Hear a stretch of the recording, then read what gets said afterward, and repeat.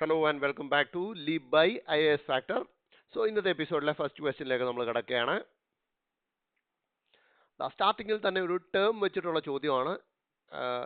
Which one of the following best describes the term terraforming? ഇത്തരം ചോദ്യങ്ങൾ, അതായത് ഒരു ടേമിന്റെ മീനിങ് റിലേറ്റഡ് ആയിട്ട് ചോദ്യങ്ങൾ, ഈ ടേം എന്താണ് എന്നുള്ള രീതിയിലേക്ക് ചോദ്യങ്ങൾ വരുമ്പോൾ നമുക്ക് പല രീതിയിൽ അതിനെ അപ്രോച്ച് ചെയ്യാൻ ഒക്കും. മനസ്സിലായില്ലേ? ചിലത് നമുക്ക് വേർഡ്സിന്റെ മീനിങ്സ്, ചിലപ്പം വലിയൊരു വേർഡായിരിക്കും, അതിനെ നമുക്ക് സ്പ്ലിറ്റ് ചെയ്ത് ആ ഓരോ കമ്പോണന്റ് വേർഡ്സിന്റെ മീനിങ് കണ്ടുപിടിച്ചാൽ ഒരു പക്ഷേ ആൻസറിലേക്ക് എത്താൻ സഹായിച്ചു എന്ന് വരും. ചിലയിടത്ത് നമുക്ക് മീനിങ്സ് ലൈക്ക് മറ്റൊരു ഭാഷയിലേക്ക് കൺവേർട്ട് ചെയ്ത് നോക്കുമ്പോൾ ചിലപ്പോൾ നമുക്ക് വളരെ പരിചിതമായിട്ടുള്ള ചില മീനിങ്സ് കിട്ടുമ്പോൾ അത് നമ്മളെ ആൻസറിലേക്ക് ലീഡ് ചെയ്തു എന്ന് വരാം. മൂന്നാമത്തേത്, നമുക്ക് കാര്യം അറിയാമെങ്കിൽ മാത്രം എഴുതാൻ പറ്റുന്ന കാറ്റഗറിയിലും ചോദ്യങ്ങൾ വരാം. പക്ഷേ ഇപ്പോഴത്തെ ഈ ചോദ്യം അങ്ങനെയല്ല. Which one of the following best describes the term terraforming എന്നാണ് ചോദ്യം. അതിൽ നിന്ന് നമുക്ക് എന്ത് ചെയ്യാം? നമുക്ക് വേർഡ് മീനിങ് പിടിച്ചു തന്നെ പോകാം. കാരണം ടെറ ആൻഡ് ഫോമിംഗ് രണ്ട് വാക്കുകൾ, ടെറ ആയാലും ഫോമിംഗ് ആയാലും നമുക്ക് മീനിങ് ഏറെക്കുറെ ഗസ് ചെയ്യാൻ പറ്റും. ടെറ ഓർ ടെറൈൻ എന്നൊക്കെ നമ്മൾ കേട്ടിട്ടുണ്ട് അല്ലേ? ടെറൈൻ, ടെറ എന്നൊക്കെ പറഞ്ഞാൽ എന്താ? ഒരു ലാൻഡ് അല്ലെങ്കിൽ ഭൂമി എന്നൊക്കെ അർത്ഥം വരുന്ന മീനിങ് ആണ് ടെറൈൻ. ഫോമിംഗ് എന്ന് പറഞ്ഞാൽ എന്താ? ഷേപ്പിംഗ് അല്ലേ? രൂപപ്പെടുത്തിയെടുക്കുക. അപ്പം ലാൻഡ് ഷേപ്പിംഗ് അല്ലെങ്കിൽ ഭൂമി രൂപപ്പെടുത്തിയെടുക്കുക എന്നൊരു മീനിങ് ഞാൻ എക്സാം ഹോളിൽ നിന്നിട്ട് ഇങ്ങനെ സങ്കല്പിച്ചെടുത്തു. അങ്ങനെ നിങ്ങളും എടുക്കണം. കാരണം ഈ ടൈപ്പ് ചോദ്യങ്ങൾ ഇങ്ങനെ ചെയ്യുമ്പോഴാണ് നമുക്ക് ഓപ്ഷനിലൊന്നും അധികം സമയം കളയാതെ തന്നെ പെട്ടെന്ന് നമുക്ക് റൈറ്റ് ആൻസറിലേക്ക് എത്താൻ കഴിയും. അപ്പൊ ഇതൊരു ടൈപ്പ് ഓഫ് ചോദ്യമാണ്. അതായത് ഒരു വേർഡ് തന്നിട്ട് അതിന്റെ മീനിങ് അല്ലെങ്കിൽ അതെന്താണ് എന്ന് നമ്മളോട് ചോദിക്കുമ്പോൾ നമുക്ക് അതിനകത്തുള്ള ക്ലൂ ഒളിഞ്ഞു കിടപ്പുണ്ടായിരിക്കും. ആ ക്ലൂ കണ്ടെത്തേണ്ടത് നമ്മളുടെ ബുദ്ധിയാണ് അല്ലേ? അത് നമ്മുടെ ഒരു കഴിവാണ്. അപ്പൊ നമ്മളിവിടെ ഇവിടെ ടെറൈൻ കണക്ട് ആവാത്ത ആളുകളുണ്ടെങ്കിൽ നിങ്ങൾ അങ്ങനെ കുറച്ചൊന്ന് ലാംഗ്വേജ് ഒന്ന് ഇമ്പ്രൂവ് ചെയ്യുന്നത് വളരെ നന്നായിരിക്കും. അതിനുവേണ്ടി സ്പെഷ്യൽ എഫേർട്ട് ഒന്നും ഇടണ്ട. ഹിന്ദു വായിക്കുമ്പോൾ അറിയാത്ത വാക്കുകൾ കാണുന്നുണ്ടെങ്കിൽ അന്നേരം ഒന്ന് ഗൂഗിൾ സെർച്ച് ചെയ്യുകയോ ഡിക്ഷണറി നോക്കുകയോ ചെയ്താൽ മതി. ഈ പ്രശ്നം അങ്ങ് മാറും. ഓക്കെ, ഇനി നമുക്ക് ഓപ്ഷനിലേക്ക് പോകാം. അപ്പം നമ്മളിപ്പോൾ വന്നേക്കുക ടെറാഫോമിംഗ് എന്ന് പറഞ്ഞാൽ ലാൻഡ് ഷേപ്പിംഗ് അല്ലെങ്കിൽ ഭൂമി രൂപപ്പെടുത്തിയെടുക്കൽ എന്നൊരു മീനിങ്ങിലേക്കാം. ഇനി ഓരോന്ന് നോക്കാം. Option A, the process of using advanced satellite technology to accurately map the Earth's continental drift and geological features. ഭൂമിയുടെ ജിയോളജിക്കൽ ഫീച്ചേഴ്സും കോണ്ടിനെന്റൽ ഡ്രിഫ്റ്റും ഒക്കെ മാപ്പ് ചെയ്യാനായിട്ട്. പക്ഷെ അവിടെ ഒരു മാപ്പിങ്ങിനെ കുറിച്ചാണ് പറയുന്നത്, ഷേപ്പ് ചെയ്തെടുക്കുന്നു എന്നൊരു മീനിങ്ങിലേക്ക് എത്തുന്നില്ല. അതുകൊണ്ട് ഞാൻ ഇതിനെ അങ്ങ് എലിമിനേറ്റ് ചെയ്യുകയാണ്. Next one, a theoretical method for creating closed loop self contained ecological habitats for long time survival in deep space missions. എന്തോ ഒരു closed loop self contained ecological ഹാബിറ്റായിട്ട് ഉണ്ടാക്കിയെടുക്കുന്നു എന്നാണ് പറയുന്നത്. അവിടെ ഒരു ഓക്കെ, ലാൻഡ് ഷേപ്പിംഗ് എന്നൊരു സാധനം കിട്ടുന്നില്ലെങ്കിലും ഓക്കെ എന്തൊക്കെയോ ഫോം ചെയ്യുന്നു എന്നൊരു ഐഡിയ കിടക്കുന്നതുകൊണ്ട് ഞാൻ അതിനെ എലിമിനേറ്റ് ചെയ്യുന്നില്ല. ഞാൻ അവിടെ ബാക്കി വെക്കുകയാണ്. അടുത്തതിലായിട്ട് പോവാം. Option C, the hypothetical process of deliberately modifying an extra terrestrial bodies environment such as planet or moon to make it habitable for human life. അതായത് ഒരു എക്സ്ട്രാ ടെറസ്ട്രിയൽ ബോഡിയുടെ എൻവയൺമെന്റ് മനഃപൂർവ്വം ഹാബിറ്റബിൾ ആക്കാൻ വേണ്ടി മനഃപൂർവ്വം എഫേർട്ട് ഇട്ട് അതിനെ മാറ്റിയെടുക്കുന്നു. കാരണം അവിടെ മാറ്റം രൂപപ്പെടുത്തിയെടുക്കുന്നു എന്നൊരു ഐഡിയയിലേക്ക് എത്തുന്നുണ്ട്. ഓക്കെ, അതായത് ഹ്യൂമൻ ലൈഫിന് പറ്റുന്ന രീതിയിലേക്ക്, അതായത് ഭൂമിയിലെ പോലൊക്കെ അവിടെ രൂപപ്പെടുത്തിയെടുക്കുന്നു എന്നൊരു മീനിങ്. സോ ബിയെക്കാളിലും ഞാൻ സിക്കാണ് കുറച്ചും കൂടെ ചാൻസ് വെക്കുന്നത്. ഇനി ഡിയുടെ നോക്കിയിട്ട് വരാം. ഡി നോക്കൂ, the technique of extracting vital rare earth minerals from asteroids. So അവിടെ എക്സ്ട്രാക്ഷനെ കുറിച്ചാണ് പറയുന്നത്. സോ അതെനിക്ക് എന്താണ് ഈസി ആയിട്ട് എലിമിനേറ്റ് ചെയ്യാം. കാരണം എക്സ്ട്രാക്ഷനെ കുറിച്ചാണ് പറയുന്നത്, രൂപപ്പെടുത്തുന്നു എന്നുള്ളതൊന്നും പറയുന്നില്ല. അപ്പം ബിയും സിയും ആണ്. എന്നാലും സിക്കാണ് കുറച്ചും കൂടെ സാധ്യത കൂടുതൽ. നിങ്ങൾക്ക് ഉറപ്പായിട്ടും പ്രിലിംസിൽ ഇങ്ങനെ നിങ്ങൾ ബിയിലും സിയിലും രണ്ട് ഓപ്ഷനിൽ വന്ന് നിന്ന് ഒരെണ്ണത്തിനൊരു ഇച്ചിരി സാധ്യത കൂടുതലാണെന്ന് നിങ്ങളുടെ മനസ്സിലുണ്ടാവും. പക്ഷേ നിങ്ങൾ എഴുതാതെ വിടുന്ന ഒരുപാട് ചോദ്യങ്ങൾ അങ്ങനെ ഉണ്ടാവും. ഒരിക്കലും അങ്ങനെ ചെയ്യാൻ പാടില്ല. നിങ്ങളുടെ മനസ്സിൽ ഞാൻ എപ്പോഴും പറയുന്ന കാര്യമാണ്, 50-50 വന്നാൽ ഏതെങ്കിലും ഒരെണ്ണം അടിക്കുക. ഇനി അവിടെയും പിന്നെയും ഡൗട്ട് അടിച്ച് നിൽക്കുന്ന ഒരു വ്യക്തിയാണ് നിങ്ങളെങ്കിൽ മാത്രം നിങ്ങൾക്ക് കൂടുതൽ സാധ്യത ഏതാണോ നിങ്ങളുടെ മനസ്സ് പറഞ്ഞത് അതിനടിക്കുക. ഞാൻ തീർച്ചയായിട്ടും സിക്ക് അടിക്കും.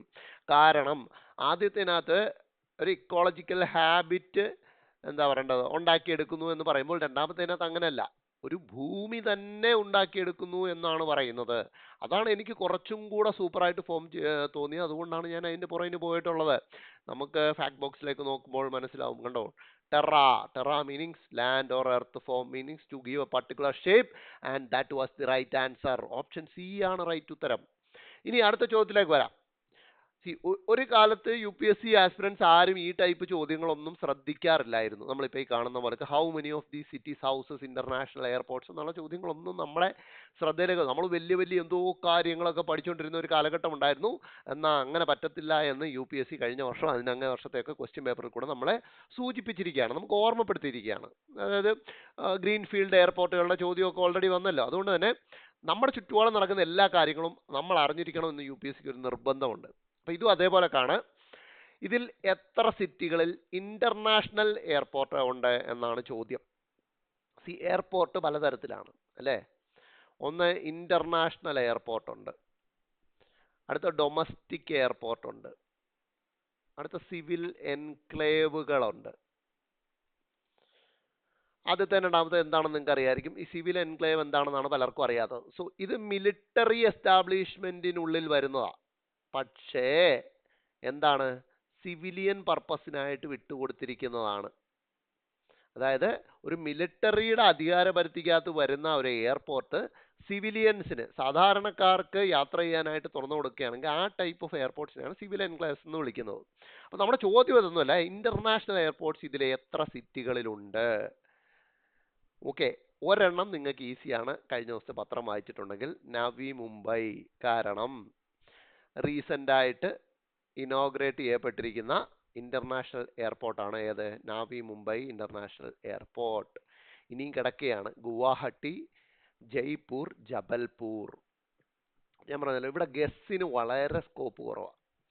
പിന്നെയും കുറേയൊക്കെ ഒരു ക്വിസിനൊക്കെ പോകുന്ന ആളുകളാണെങ്കിൽ കുറച്ചും കൂടെ എയർപോർട്ടിന്റെയും സിറ്റിയുടെയൊക്കെ സ്വഭാവം വെച്ചിട്ട് ചിലപ്പോൾ പിടിച്ചു എന്ന് വരും. പക്ഷേ ബഹുഭൂരിഭാഗം ആളുകൾക്കും ഇനി ഒരു സ്കോപ്പില്ല ഇവിടെ. അതുകൊണ്ട് തന്നെ ഞാൻ നേരെ ഉത്തരത്തിലേക്ക് പോവാം. Guwahati houses and international airport, Gopinath Bordoloi international airport എന്ന് പറയുന്നത് ഗോഹട്ടിയിലാണ്. ആൻഡ് ജയ്പൂരിലുമുള്ളത് ഇന്റർനാഷണൽ എയർപോർട്ടാണ്. ബട്ട് ജബൽപൂരിൽ ഡൊമസ്റ്റിക് എയർപോർട്ടാണുള്ളത്, അവിടെ ഇന്റർനാഷണൽ എയർപോർട്ട് ഇല്ല. So right answer is only 3. ഈ 3 സിറ്റികളിലും, ആദ്യം പറഞ്ഞ 3 സിറ്റികളിലും ഇന്റർനാഷണൽ എയർപോർട്ട്സ് ഉണ്ട്, ജബൽപൂരിലില്ല. അപ്പം നിങ്ങളെല്ലാവരും ഒന്ന് എയർപോർട്ടുകളുടെ ലിസ്റ്റൊക്കെ ഒന്ന് എടുത്ത് നോക്കുന്നത് നല്ലതാണ്. വിക്കിപീഡിയയിലോ എവിടെയെങ്കിലും പോയെന്ന് സെർച്ച് ചെയ്താൽ മതി. ജസ്റ്റ് ഇന്റർനാഷണൽ എയർപോർട്ടുകളുള്ള സിറ്റികളൊക്കെ നോക്കി വെക്കുക. ഓക്കെ, മലയാളികൾ പ്രത്യേകം ഓർത്തിരിക്കേണ്ട കാര്യം, നമ്മുടെ സംസ്ഥാനത്താണ് ഏറ്റവും കൂടുതൽ ഇന്റർനാഷണൽ എയർപോർട്ട് പെർസെൻറ്റേജ് വൈസ് നോക്കുകയാണെങ്കിൽ ഗോവയിൽ 2 എയർപോർട്ടാണുള്ളത്, 2 ഇന്റർനാഷണൽ ആണ്. കേരളത്തിൽ 4 ഇന്റർനാഷണൽ എയർപോർട്ടുകളാണ്. ഇത്രയധികം, അതായത് നമുക്ക് ഡൊമസ്റ്റിക് എയർപോർട്ട് എന്നൊന്നും പറയാനില്ല നമുക്കും ഗോവയ്ക്കും ഒന്നും, ഉള്ളതെല്ലാം ഇന്റർനാഷണൽ തന്നെ. മനസ്സിലായില്ലേ? അപ്പം ബാക്കി സംസ്ഥാനങ്ങളിൽ അങ്ങനല്ല. ബാക്കി സംസ്ഥാനങ്ങളിലൊക്കെ ഒരുപാട് ഡൊമസ്റ്റിക് ഉണ്ട്, അതിൻ്റെ കൂട്ടത്തിൽ കുറച്ചൊക്കെ ഇന്റർനാഷണൽ എയർപോർട്ട് ഉണ്ട്. എനിക്ക് ഇപ്പോൾ ഗുജറാത്തിലാകെ 4 ഇന്റർനാഷണൽ എയർപോർട്ടേ ഉള്ളൂ. ഗുജറാത്ത് പോലെ വലിയൊരു സംസ്ഥാനത്ത് ഒത്തിരി എയർപോർട്ടുകളുള്ള സംസ്ഥാനത്ത് അവർക്ക് ആകെ 4 ഇന്റർനാഷണലേ ഉള്ളൂ. നമ്മൾ ചെറിയൊരു ഏരിയയ്ക്കകത്ത് കേരളത്തിൽ 4 ഇന്റർനാഷണൽ എയർപോർട്ടുകളുണ്ട് അല്ലേ. അപ്പം അതങ്ങനെ ഒരു കൗതുകകരമായിട്ടുള്ള കാര്യം പറഞ്ഞു എന്നേ ഉള്ളൂ. So we are moving on to the next question. ഇത്തരം ക്വസ്റ്റ്യൻസ് അല്ലെങ്കിൽ ഇത്തരം ന്യൂസ് ഒരിക്കലും അവോയ്ഡ് ചെയ്യരുത്. അടിപൊളി ചോദ്യമാണ് ഇന്നത്തെ എപ്പിസോഡിലെ സയൻസ് ആൻഡ് ടെക്നോളജിയിൽ നിന്നുള്ള ചോദ്യം. Which of the following can be the applications of metal organic framework? Metal organic ഫ്രെയിംവർക്കുകളുടെ ആപ്ലിക്കേഷൻ ആവാൻ സാധ്യതയുള്ളത് ഇതിൽ ഏതൊക്കെയാണ്? കണ്ടോ, ഇവിടെ ഒരു ക്യാൻ ബി കണ്ടോ. ഈ ക്യാൻ ബി എപ്പോഴും നമുക്കൊരു ഭയങ്കര എന്താ പറയുന്നത്, ഒരു ഫ്രീ ഹാൻഡ് തരുന്ന ഒരു സംഭവമാണ്. അതായത് ചോദ്യം ഇതാ, ഇതിലേതൊക്കെ ആപ്ലിക്കേഷൻസ് ആവാം എന്നാണ് ചോദിക്കുന്നത്. മനസ്സിലായല്ലേ? അപ്പൊ ക്യാൻ ബി തരുമ്പോൾ പൊതുവേ എന്താണ്, നമുക്ക് ഓപ്ഷൻസ് എല്ലാം കറക്റ്റ് ആവാനുള്ള സാധ്യത അവിടെ വളരെ കൂടുതലാണ്. ഒരു 95% എബവ് എന്താണ് ഈ ടൈപ്പ് ക്യാൻ ബി ഇട്ട ആപ്ലിക്കേഷൻസ് തന്നു കഴിഞ്ഞാൽ അവിടെ ഓൾ ദി എബവ് ആയിരിക്കും 95% മുകളിലും എപ്പോഴും ശരിയായിട്ട് വരിക. റെയർ കേസസിൽ അല്ലാതെ വരും. പക്ഷേ അന്നേരം നമുക്കൊരു കാര്യം ശ്രദ്ധിച്ചാൽ മതി, അത്രയ്ക്ക് വിയേഡ് ഓപ്ഷൻ ആയിരിക്കും തന്നിരിക്കുക. എലിമിനേറ്റ് ചെയ്യേണ്ടത് അത്രയ്ക്ക് വിയേഡ് ആയിരിക്കും. അപ്പം അത്രയ്ക്ക് വിയേഡ് ഓപ്ഷൻ ഇടാൻ പൊതുവേ ക്വസ്റ്റ്യൻ മേക്കേഴ്സിന് കുറച്ച് ബുദ്ധിമുട്ടുള്ളത് കാരണം ഈ ചോദ്യങ്ങളിലെല്ലാം ഓൾ ദി എബോവ് എപ്പോഴും ആൻസർ ആവാനുള്ള സാധ്യത വളരെ കൂടുതലാണ്. അപ്പോൾ എന്തുകൊണ്ട് മെറ്റൽ ഓർഗാനിക് ഫ്രെയിംവർക്ക് ഒരു ഹോട്ട് ടോപ്പിക് ആകുന്നു എന്ന് ചോദിച്ചു കഴിഞ്ഞാൽ, നിങ്ങൾ കഴിഞ്ഞ ദിവസങ്ങളിൽ പ്രഖ്യാപിച്ച കെമിസ്ട്രി നൊബേൽ പ്രൈസ് കണ്ടിട്ടുണ്ടെങ്കിൽ, കെമിസ്ട്രി നൊബേൽ കണ്ടിട്ടുണ്ടെങ്കിൽ നിങ്ങൾക്കറിയാം നൊബേൽ കിട്ടിയിരിക്കുന്നത് മെറ്റൽ ഓർഗാനിക് ഫ്രെയിംവർക്സിന്റെ ഡെവലപ്മെന്റിനാണ്. 3 പേർക്കും കൊടുത്തിരിക്കുന്നത് മെറ്റൽ ഓർഗാനിക് ഫ്രെയിംവർക്സിന്റെ ഡെവലപ്മെന്റിനാണ്. അപ്പൊ എന്താണ് മെറ്റൽ ഓർഗാനിക് ഫ്രെയിംവർക്ക് എന്ന് നമ്മൾ അറിയണം. അതിന്റെ ബേസിക് ആപ്ലിക്കേഷൻസ് എന്തൊക്കെയാണെന്നും ഒരു ആസ്പിരന്റ് എപ്പോഴും അറിഞ്ഞിരിക്കണം. ഓക്കെ, ഇവിടുത്തെ ഓപ്ഷൻസ് നോക്കൂ. Harvest water from desert air, extract pollutants from water, capture carbon dioxide, store hydrogen. ഭീകര ഓപ്ഷൻസ് ആണ് നമ്മൾ തന്നിരിക്കുന്നത് അല്ലേ, ഭീകര ഓപ്ഷൻസ്. പക്ഷേ ഈ 4 ഒരു പൊതു സ്വഭാവം നിങ്ങൾക്ക് നോക്കിയാൽ കാണാം. 4 ഒരു പൊതു സ്വഭാവമുണ്ട്. എന്താണെന്ന് നോക്കൂ. 4 പൊതു സ്വഭാവം. ഒരു വേർഡിന്റെ സിനണിംസ് 4 ഓപ്ഷനിൽ യൂസ് ചെയ്തിട്ടുണ്ട്. നോക്കൂ. Harvest, extract, capture, store. So basically എല്ലാം എന്താ, 4 ഓപ്ഷനിലും എന്തോ ശേഖരിച്ചു വെക്കുന്നു, സ്റ്റോർ ചെയ്തു വെക്കുന്നു എന്നുള്ള മീനിങ് ആണ് ഇവിടെ നമുക്ക് 4 ഓപ്ഷനിലും കാണാനുള്ളത്. അപ്പൊ എന്തോ സ്റ്റോർ ചെയ്തു വെക്കുന്ന സംഭവമാണ് എന്ത് മെറ്റൽ ഓർഗാനിക് ഫ്രെയിംവർക്ക് എന്ന് പറയുന്നത് എന്ന് നമുക്കൊരു ക്ലൂ ഇവിടെ നിന്ന് കിട്ടും. അപ്പൊ 4 ശേഖരിക്കുന്നുണ്ടെങ്കിൽ എന്ത് ശേഖരിക്കുന്നു എന്നുള്ളത് വലിയ വിഷയമല്ല. കാരണം ടെക്നോളജി അത്രയും അഡ്വാൻസ്ഡ് ആയിട്ട് നിൽക്കുന്ന ഒരു കാലഘട്ടത്തിൽ ഡെസേർട്ട് എയറിൽ നിന്നും വാട്ടർ ഹാർവെസ്റ്റ് ചെയ്യാൻ വലിയ പാടൊന്നും ഉണ്ടാവത്തില്ല. പിന്നെ വാട്ടറിൽ നിന്നും പൊല്യൂട്ടൻസ് എക്സ്ട്രാക്ട് ചെയ്യാൻ അത്ര പാടൊന്നുമില്ല. കാർബൺ ഡയോക്സൈഡ് സ്റ്റോർ ചെയ്യുന്നതും പാടല്ല. ഹൈഡ്രജൻ സ്റ്റോർ ചെയ്യുന്നത് ഒരു ബുദ്ധിമുട്ടുള്ള കാര്യമാണ്. പക്ഷെ സ്റ്റിൽ എന്താണ്, അത് ഒരുപാടിടത്ത് സാധ്യമായിട്ടുണ്ട്. അപ്പോൾ അതും ഭീകര ബുദ്ധിമുട്ടുള്ള കാര്യമൊന്നും അല്ല.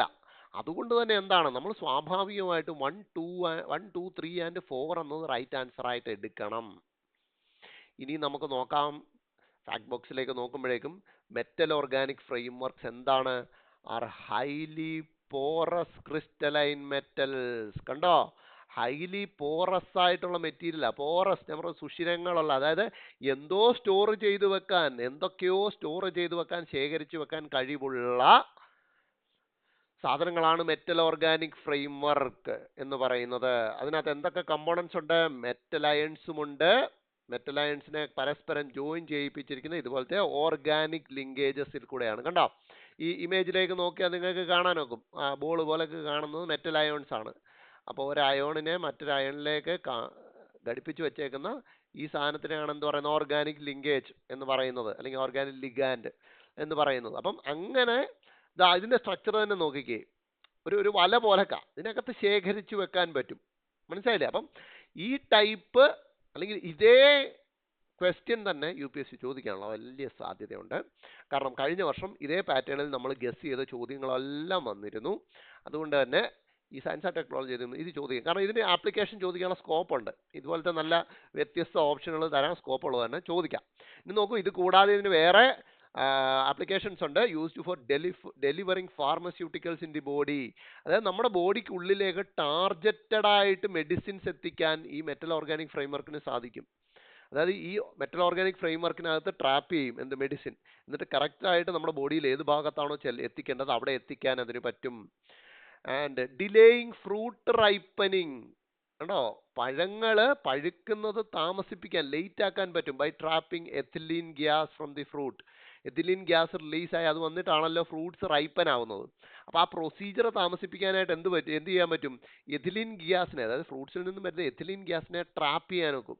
അത് ട്രാപ്ഡ് ആയി കഴിയുമ്പോൾ ഫ്രൂട്ട് പെട്ടെന്ന് പഴുക്കത്തില്ല. അപ്പോൾ എന്ത് പറ്റും?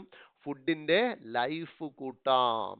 സോ അഗ്രികൾച്ചർ സെക്ടറിൽ ഭയങ്കര റവല്യൂഷണറി മാറ്റങ്ങൾ കൊണ്ടുവരാൻ സാധ്യതയുള്ള ഒരു ആപ്ലിക്കേഷനാണ് ആ പറഞ്ഞത്.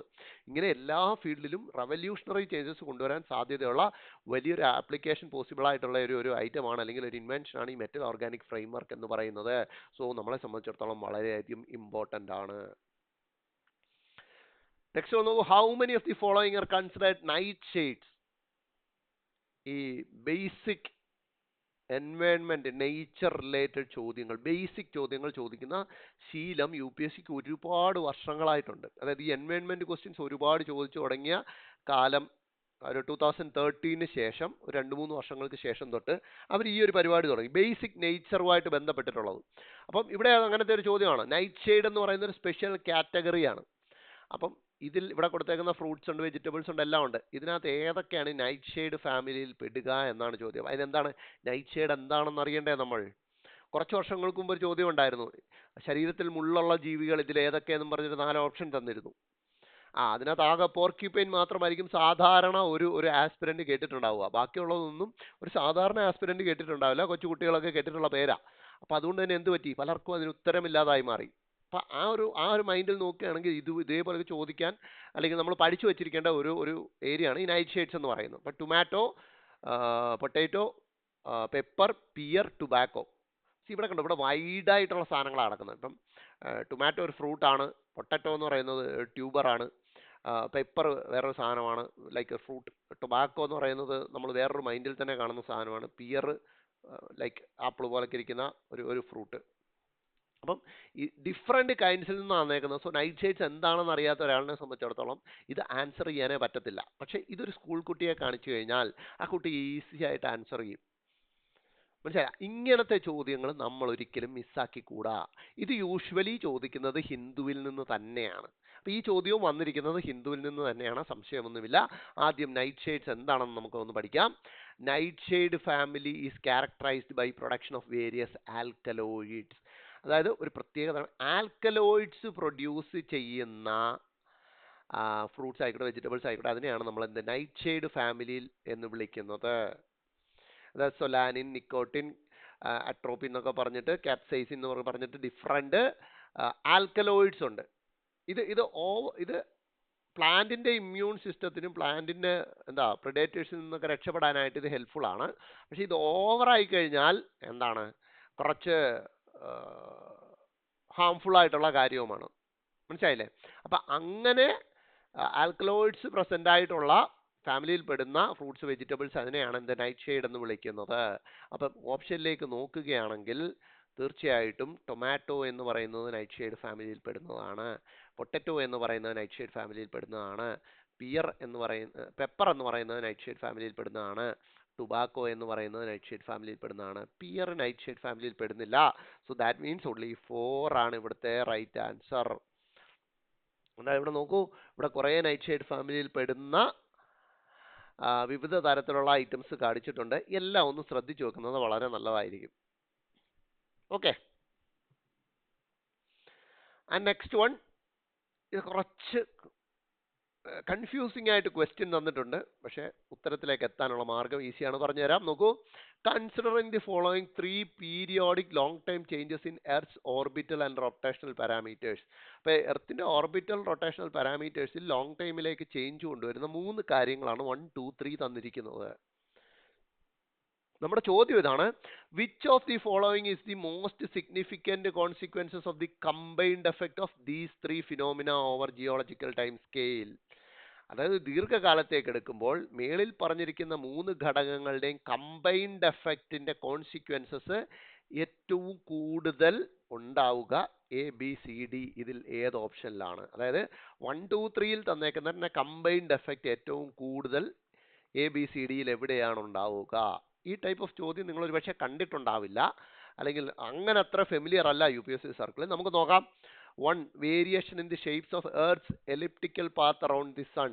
അതായത് എർത്ത് റിവോൾവ് ചെയ്യുന്ന ആ പാത്തിന് വരുന്ന change. Next, periodic change in the angle of tilt of earth's axis of rotation. എർത്തിന്റെ ടിൽറ്റിൽ വരുന്ന periodic change. Third one, slow circular wobble of earth's axis over time. എർത്തിന്റെ ആക്സിസിൽ ഉണ്ടാകുന്ന ആ വോബിൾ. അപ്പം ഇത്രയും കാര്യങ്ങളുടെ കമ്പൈൻഡ് എഫക്റ്റ് ഇതിൽ ഏതിലാണ് കൂടുതൽ എന്നാണ് ചോദ്യം. Option A, they collectively determine the distribution of insolation across different latitudes. Insolation എന്ന് പറഞ്ഞാൽ എന്താ? ജോഗ്രഫി ടെക്സ്റ്റ് ഒരിക്കലെങ്കിലും വായിച്ചിട്ടുള്ളവർക്കറിയാം. Insolation means incoming solar radiation. ഇങ്ങോട്ട് വരുന്ന സോളാർ റേഡിയേഷനെയാണ് എന്ത് വിളിക്കുന്നത്? ഇൻസോലേഷൻ എന്ന് വിളിക്കുന്നത്. അപ്പം ഓപ്ഷൻ എ പറയുന്നു ഈ 3ന്റെ എഫക്റ്റ് കൊണ്ട് എന്താണ്, ഇൻകമിങ് സോളാർ റേഡിയേഷന്റെ ഡിസ്ട്രിബ്യൂഷൻ ചേഞ്ച് ആവാം. ലോജിക്കലി കറക്റ്റ് അല്ലേ? അതായത് എർത്ത് റൊട്ടേറ്റ് ചെയ്യുന്ന പാത്തിലുണ്ടാവുന്ന ചേഞ്ച്, അതിന്റെ ചരിവ്, അതിന്റെ വോബിള്, ഇതെല്ലാം കാരണം എന്തുണ്ടാവും? എർത്തിലേക്ക് വരുന്ന സൂര്യപ്രകാശത്തിന്റെ ഡിസ്ട്രിബ്യൂഷൻ. നേരത്തെ ഇവിടെ കൂടുതൽ വീണെങ്കിൽ എർത്തിന്റെ ടിൽറ്റ് മാറുമ്പോൾ വേറൊരു പ്രദേശത്തായിരിക്കും കൂടുതൽ വീഴുക. അപ്പൊ ആ ഡിസ്ട്രിബ്യൂഷനിൽ വ്യത്യാസം ഉണ്ടാവാം, തീർച്ചയായിട്ടും ഉണ്ടാവാം. അതുകൊണ്ട് ഞാനത് എലിമിനേറ്റ് ചെയ്യുന്നില്ല, വളരെ സാധ്യതയുള്ള ഒരു ഓപ്ഷനാണ്. ഓപ്ഷൻ ബി നോക്കൂ. They trigger magnetic pole reversals and control the frequency of volcanic eruptions through gravitational tidal force. തീർച്ചയായിട്ടും ശുദ്ധ അസംബന്ധമാണ് എഴുതി വെച്ചിരിക്കുന്നത്. വോൾക്കാനിക് ഇറപ്ഷന്റെ ഫ്രീക്വൻസിയെ കൺട്രോൾ ഒക്കെ ചെയ്യുമെന്ന് പറയുന്ന ശുദ്ധ അസംബന്ധം. Then C, they cause changes in the total daily solar energy received by the earth, leading to short-term phenomena like El Nino, La Nina. So ഇവിടെ കണ്ടോ, they cause changes in the total daily solar energy എന്നാണ് പറഞ്ഞേക്കുന്നത്. അതായത് ഒരു ദിവസത്തിൽ മുഴുവൻ വരേണ്ട solar എനർജിയിൽ മാറ്റമുണ്ടാക്കും. സി സപ്പോസ് നമുക്ക് ഇതൊന്ന് വരച്ചു നോക്കാം. ഇപ്പൊ സപ്പോസ് ഭൂമി നോർമലി ഇങ്ങനെയായിരിക്കുന്നതെന്ന് കരുതുക. ഓക്കെ, അപ്പം ഇവിടുന്ന് സൂര്യനുണ്ട്. അപ്പോൾ സൂര്യപ്രകാശം ഇങ്ങനെ വരുന്നു എന്ന് കരുതുക. അപ്പോൾ നോർമലി എന്താ, ഇവിടെയാണ് ഏറ്റവും കൂടുതൽ സൂര്യപ്രകാശം വരേണ്ടത്. ഇവിടെ കമ്പാരിറ്റീവ്ലി കുറവായിരിക്കും അല്ലേ? ഇവിടെ കൂടുതൽ. ഞാൻ എന്തെടുക്കണം, അപ്പാരം ഇട്ട് വെക്കാം. ഇവിടെ കുറവായിരിക്കും അടിക്കുന്നത്. ഓക്കെ, ഇനി സപ്പോസ് ഭൂമിയുടെ ചരിവ് ഇച്ചിരും കൂടെ ഒന്ന് കൂടിയെന്ന് കരുതുക. ഇച്ചിരും കൂടെ ഒന്ന് കൂടിയെന്ന് കരുതുക. അപ്പോൾ എന്ത് പറ്റും? ഇവിടെ നേരത്തേതിലും കൂടുതൽ എന്ത് വീഴും? സോളാർ റേഡിയേഷൻ വീഴും. പക്ഷെ നേരത്തെ അടിച്ച ഇവിടെ കുറച്ച് കുറവായിരിക്കും അല്ലേ? ചരിവ് കൂടിയില്ലേ? അപ്പൊ ഇവിടെ കുറവായിരിക്കും. പക്ഷെ എന്താണ്, ഇവിടെ നിന്നും ഇങ്ങോട്ട് സോളാർ റേഡിയേഷന്റെ വീഴ്ച ഇച്ചിരൊന്ന് മാറിയെന്നേ ഉള്ളൂ. പക്ഷെ വീഴുന്ന മുഴുവൻ സോളാർ റേഡിയേഷനും ടോട്ടൽ ഡെയിലി സോളാർ എനർജി എന്ന് പറയുന്നത് സെയിം ആയിരിക്കത്തില്ലേ? ഭൂമിയുടെ ചരിവ് മാറുന്നേ ഉള്ളൂ. ഭൂമിയുടെ ചരിവ് മാറുമ്പോൾ ഇന്നലെ തിരുവനന്തപുരത്ത് കൂടുതൽ വെയിലടിച്ചെങ്കിൽ ഇന്ന് ചിലപ്പം കൊല്ലത്തായിരിക്കും കൂടുതൽ വെയിലടിക്കുക, തിരുവനന്തപുരത്ത് കുറയും. അപ്പൊ എന്ത് പറ്റി? അത് ബാലൻസ് ആവും. ഇന്നലെ കൊല്ലത്ത് കുറവ്, ഇന്ന് കൂടുതൽ. ഇന്നലെ തിരുവനന്തപുരത്ത് കൂടുതൽ, ഇന്ന് കുറവ്. സ്റ്റിൽ രണ്ടും കൂടെ എടുത്തു നോക്കുമ്പോൾ സം ചെയ്യുമ്പോൾ എന്താ, രണ്ടും ഈക്വൽ ആയിരിക്കും, അല്ലെങ്കിൽ ഓൾമോസ്റ്റ് സെയിം ആയിരിക്കും അല്ലേ? അതുകൊണ്ട് തന്നെ ഡെയിലി സോളാർ എനർജിയിൽ വ്യത്യാസമുണ്ടായി എന്ന് നമുക്ക് പറയാൻ ഒക്കത്തില്ല. ഓക്കെ, അതുകൊണ്ട് തന്നെ 3 ഞാൻ എലിമിനേറ്റ് ചെയ്യുന്നു. And D, they are solely responsible for the occurrence of equinoxes and solstices. വീണ്ടും എന്താണ്, ബേസിക് ജോഗ്രഫി അറിയാവുന്നവരെ സംബന്ധിച്ചിടത്തോളം വീണ്ടും ഒരു ശുദ്ധ അസംബന്ധം. So that means this one is correct. ഞാൻ വരച്ചിടത്ത് തന്നെ വീണ്ടും കിടപ്പുണ്ട്. എന്താണ്? Distribution of incoming solar radiation മാറും. നേരത്തെ പറഞ്ഞ പോലൊക്കെ ചരിവ് സംഭവിക്കുന്നു, അല്ലെങ്കിൽ പാത്തിലുണ്ടാകുന്ന ചേഞ്ച് വരുമ്പോഴേക്കും എന്താണ്, ഒരു പ്രദേശത്ത് ഇന്നലെ കൂടുതൽ വീണിട്ടുണ്ടെന്നുണ്ടെങ്കിൽ ഈ ചരിവ് കഴിഞ്ഞ് കഴിയുമ്പോൾ മറ്റൊരു പ്രദേശത്തായിരിക്കും കൂടുതൽ. അപ്പം ഡിസ്ട്രിബ്യൂഷനിൽ ചേഞ്ച് ഉണ്ടാകുന്നു എന്നുള്ളതല്ലാതെ ടോട്ടൽ സോളാർ എനർജിയിൽ വ്യത്യാസമൊന്നും ഉണ്ടാവില്ല. അപ്പോൾ ആ 3 1 2 3 എന്ന് പറഞ്ഞ് കൊടുത്തിരുന്ന 3 സാധനങ്ങളെ നമുക്ക് ഓരോ പേരുകളിട്ടിട്ട് വിളിക്കാം. First one eccentricity, second one obliquity, third one precession. Okay, ഇത് 3ഉം നിങ്ങൾ മറ്റൊരിടത്ത് പത്രത്തിൽ കണ്ടിട്ടുണ്ടാവും. And that is Milankovitch cycle. നിങ്ങൾ ഹിന്ദുവിൽ മിലങ്കോവിച്ച് സൈക്കിളിനെ കുറിച്ച് വായിച്ചിട്ടുണ്ടാവും. ഹിന്ദുവിലല്ല, മറ്റ് പലയിടത്തും ഇതിനെക്കുറിച്ച് ന്യൂസ് വന്നു. മിലങ്കോവിച്ച് സൈക്കിളിനെ കുറിച്ച് നിങ്ങൾ വായിച്ചിട്ടുണ്ടാവും. മിലങ്കോവിച്ച് സൈക്കിളിൽ പെടുന്ന പ്രധാനപ്പെട്ട 3 കമ്പോണൻസ് ആണ് എക്സെൻട്രിസിറ്റി, ഒബ്ലിക്വിറ്റിയും പ്രീസെഷൻ എന്ന് പറയുന്നത്. ഓക്കെ, പ്രിസെഷൻ അല്ല, പ്രീസെഷൻ. ഓക്കെ, ഇത് 3ഉമാണ് മിലങ്കോവിച്ച് സൈക്കിള് എന്താണ് എന്ന് തീരുമാനിക്കുന്ന സാധനങ്ങൾ. ഇത്രയും നിങ്ങൾ പഠിച്ചിട്ടാണോ? പക്ഷേ അതിനെ ഒരു ആപ്ലിക്കേഷൻ ലെവലിലേക്ക് ആക്കിയിട്ടാണ് നമ്മൾ ചോദ്യം ചോദിച്ചിരിക്കുന്നത്.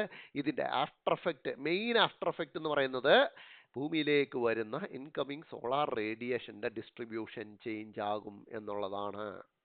സോ മിലങ്കോവിച്ച് സൈക്കിൾ പത്രത്തിൽ കാണുമ്പോൾ അവിടെ ഉള്ളത് വായിച്ചതിന് ശേഷം ജസ്റ്റ് ഒന്ന് ഗൂഗിൾ സെർച്ച് ചെയ്ത് 2 or 3 minutes റീഡിങ് നടത്തിയാൽ നിങ്ങൾക്ക് ഈ ഒരു ഐഡിയ കിട്ടും.